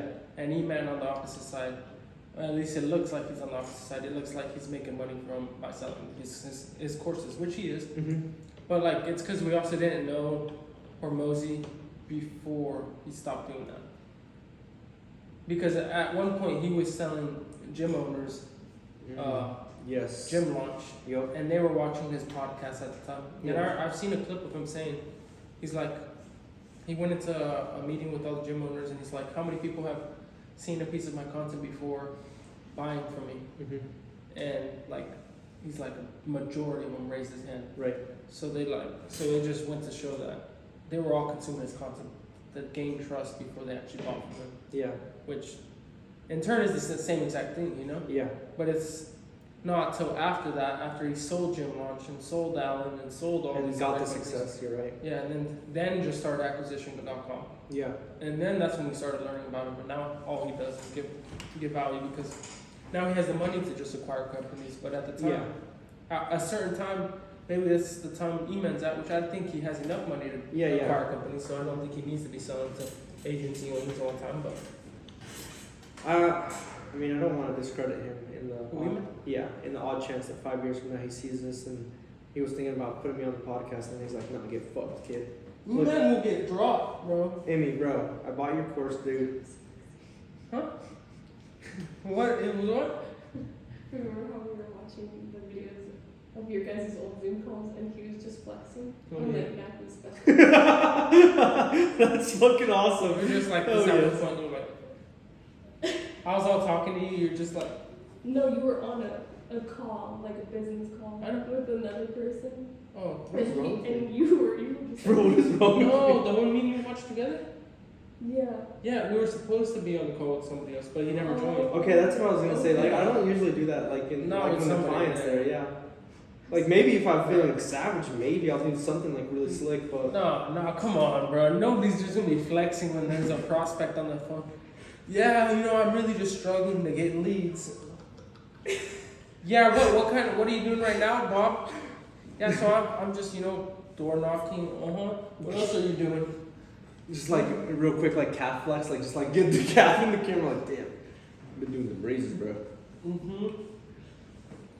I would do stupid shit like that all the time when it's just like intermission. No, yeah, it was just me and you, and you're just like, I was talking to you about something, and you were just like this. What? It was funny. It was really funny, huh? We only watched like 20 minutes, but it was hilarious. It was so funny. I think everyone has a road to their massive success that they dream of. I think Amy's for sure going to be a billionaire at one point. He's 100%. He's dumped a massive amount of value into himself since he was 13. Like he's been on the books, he's been on the meditation, he's been on the gym, very very early age. So all that has compounded, and I think that's why he's successful. Truly, like I think that's it's just like an age-old secret. Like it's the secret shared amongst billionaires. You dump all this value into yourself. Duh, like the world is gonna reciprocate it. Mm-hmm. Yeah, you just have to learn the right things, become Yeah. the person, do the right things, Yeah. and then it goes from there. But how long it takes you to learn the right things and to do the right things, and that's different for everybody, and how soon you start. Yep. So then that affects, like it's all about when you start learning the right things, and then how long. Yep. It's Until you gonna hit, take- until yeah. like your life changes, like from. It's a clear line. It's a spectrum for sure that changes everything. You're at one point you're grinding, lower class, and then another point you're successful. What was I gonna say? There is this fucking thing that Patrick says in the book where he's like, when I got this massive success, I planned for massive success. This was before I had hit, and when I got the massive success, when I was planning for it, I had asked myself, what are you gonna do the day after it hits? The day after everything changes. Are you still showing up to work? Are you still showing up on time?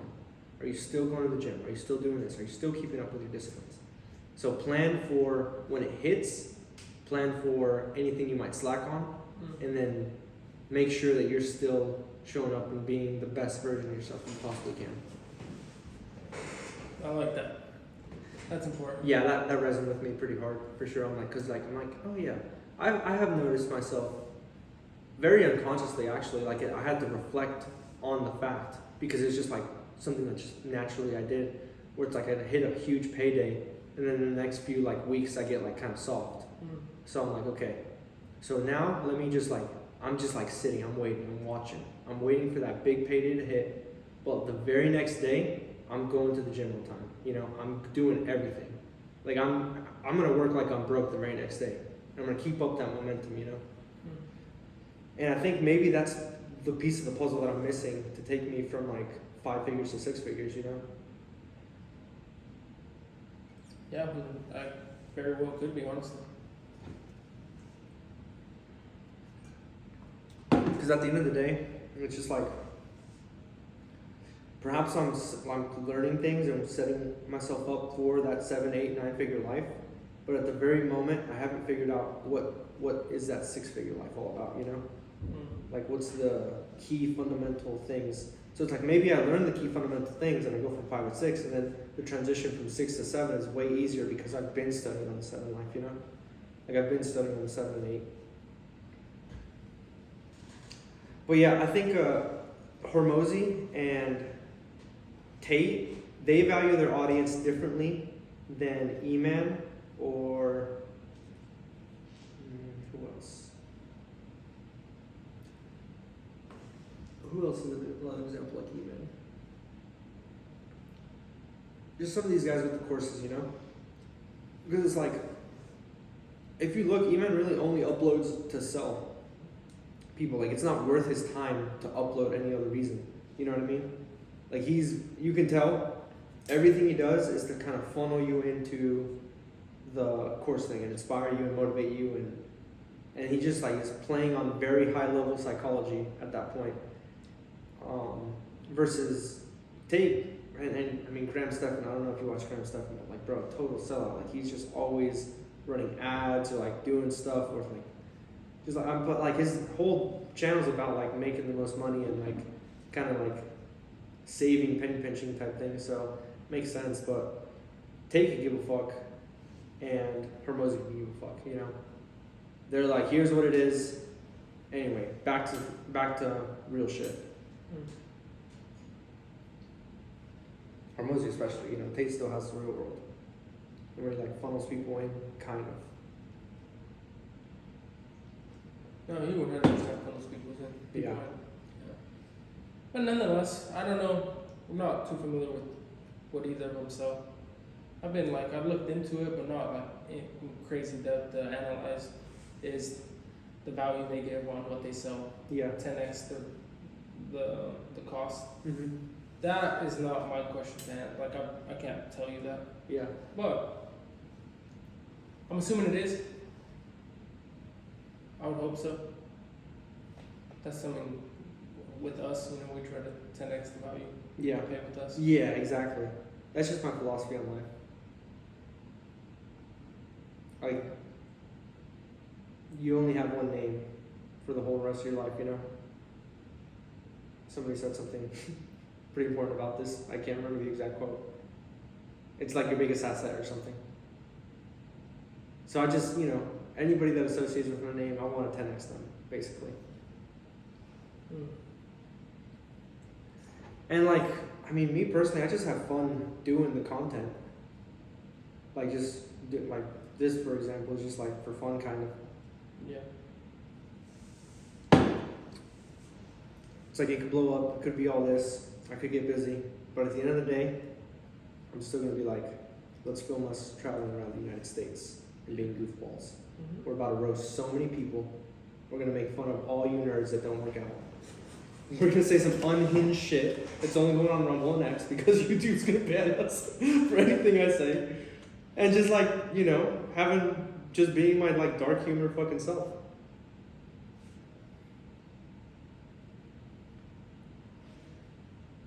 Oh damn, this pause is 1:40 at this point. An hour 40? Yeah, Jesus. yeah. We should wrap it up. Let's see. Last question. Success story? Do we have any good success story? That's a horrible thing to ask a year in.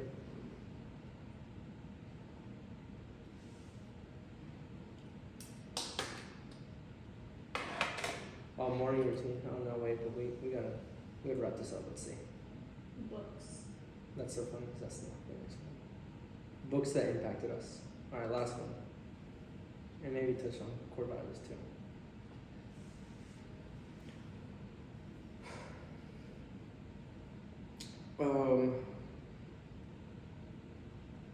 Outwitting the Devil, for sure. I had to listen to it twice because it was so good. Homeless to Millionaire probably gave me my framework for becoming successful. And then Joe Dispenza's book. There's a whole series of them, but I guess the most important one would be Becoming Supernatural. That would be the most important. Becoming Supernatural? Yeah. Still haven't read them. I haven't read any of those actually. Yeah. It's just insightful about what existence even is.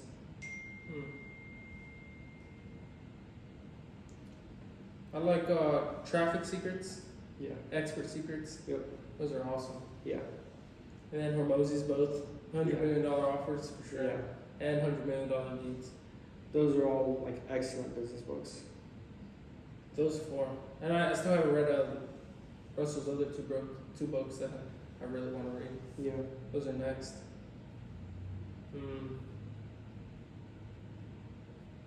How long are those books anyway? 7-8 hours each. Okay. It's about a week. They're really good. We should have like a book of the month or the book of the week. That'd be tips. 7-8 hours. We'll just listen to it and talk about it.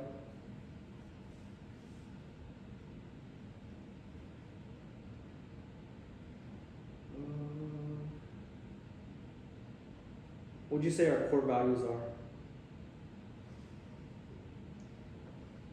See how we can help someone. See how we can help. Yeah. See who we can help. Yeah. Like, I don't know. I don't Just know. help.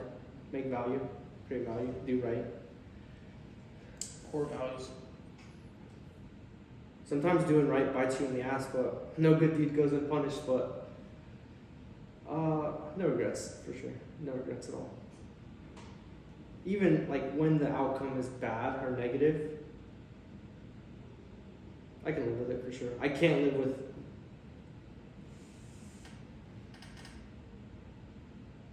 being an inferior version of myself. I think the best competition is like the perfect version of me in a different universe.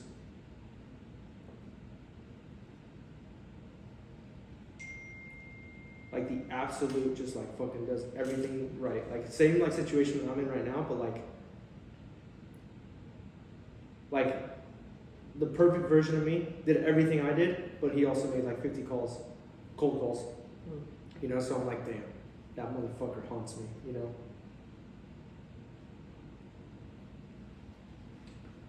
And the perfect version of me would always be doing right, you know, so that would haunt me to not do that.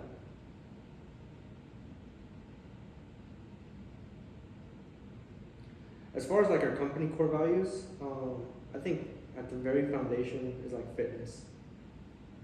Like all three of us are just dialed in for fitness. Yeah.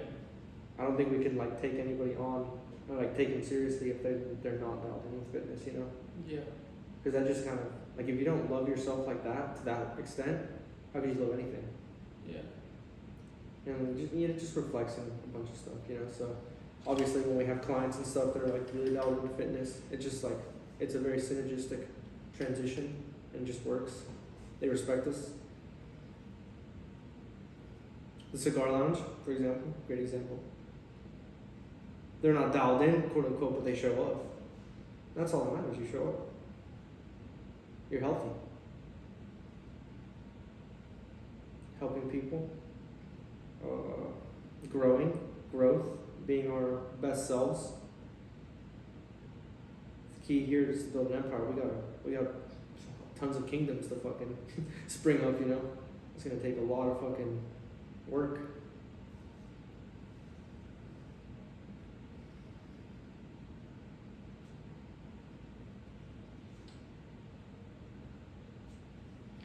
And I think there's like an element of like we don't take things too seriously. We're kind of carefree, if you will. There's the stoicism, and then there's like this like we could give a shit type thing. I think that goes with stoicism. Yeah. It's just like, well, it don't really matter. Like, Yeah, you're right. people always make such big deals out of nothing. Yeah, and we just kind of laugh it off and like shit, you know. We're very easy like to realize that Yeah, whatever you're thinking about or whatever it is just really does not matter. yeah. Crisis is like, oh, Shit. Yeah. Oh well.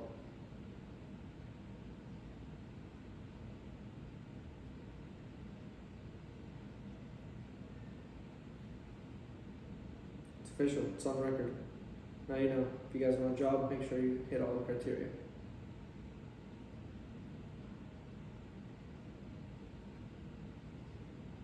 All right, thanks guys. You know, we appreciate you guys tuning in. All nobody. Yeah. If you've made it to this point, but if you skip to the end, I will know because you didn't go to the middle of the video Where we said the that secret code. Yep. Yeah, but we missed it. It's when we were getting hot chocolate. No. Or like we might as well do it right now. Yeah. No, it was like before it turned off, but after you left. It was like 7 seconds. Yeah. Yeah. Yep. So say the secret code, and then the second part of that secret code is Phineas and Ferb is Nazi propaganda in the comment section, and we'll know that you watched this the whole way through, and you will be rewarded with My firstborn. his firstborn, and then 1 Bitcoin. And 1 Bitcoin. So, thanks for tuning on in, guys. Alright. This is Leo and Gus signing out.